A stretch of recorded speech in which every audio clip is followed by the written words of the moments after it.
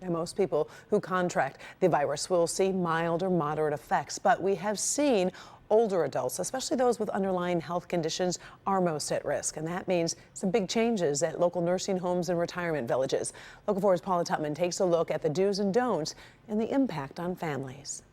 I do want to be crystal clear. There is no sign of coronavirus at this care center at all. They've been kind enough to talk to us because they want to talk about best standards. So we're talking about Wellbridge of Rochester Hills. They have facilities, care facilities throughout the metro area. The first thing you see before you walk into one of their facilities is this stop sign. Got a notice to ask all visitors to stop, read the guidelines. For example, international travel within the last 14 days. Don't come. Don't come. If you're having any signs and symptoms of respiratory infection, fever, cough, sore throat, don't come in. If you pass the screening here and you haven't traveled internationally and you haven't been around somebody with it and you know the questions that we just went over, you can then now come up to the facility.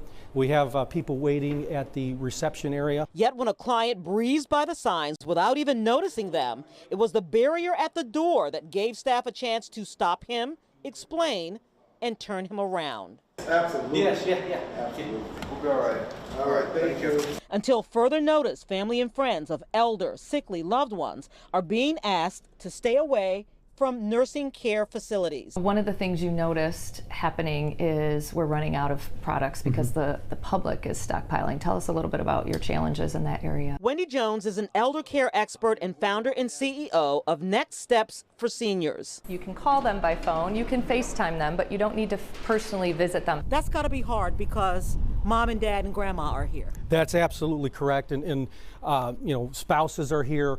But what we have found is that most people thank us. It is critical that families understand that what comes in on their shoes, hands, and in their nasal passages can have deadly consequences here with vulnerable populations. We'll be all right. Tina has been at Wellbridge of Rochester Hills 2.5 years, and she appreciates the changes. I'm seeing them even do more cleaning and sanitizing. It's even more going on than normal.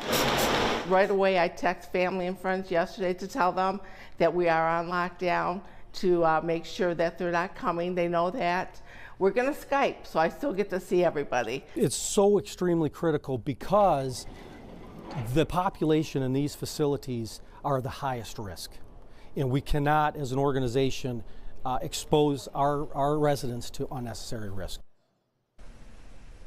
Yeah, so there is a caveat. If you have an elder loved one, for instance, who's at the end stages of life, of course these care centers want to see you, but do be aware that there are other families that are involved, and so they want you to be smart about this. Think about your travel plans. Make sure you answer their questionnaires carefully as well as honestly. And in fact, if your care center is not asking you questions, or asking you questions rather, you should ask them, why on earth not? Stay with me at 6 o'clock. We know that folks have elder loved ones at home, and we're going to talk to you about how to best take care of them if you're not able to see them.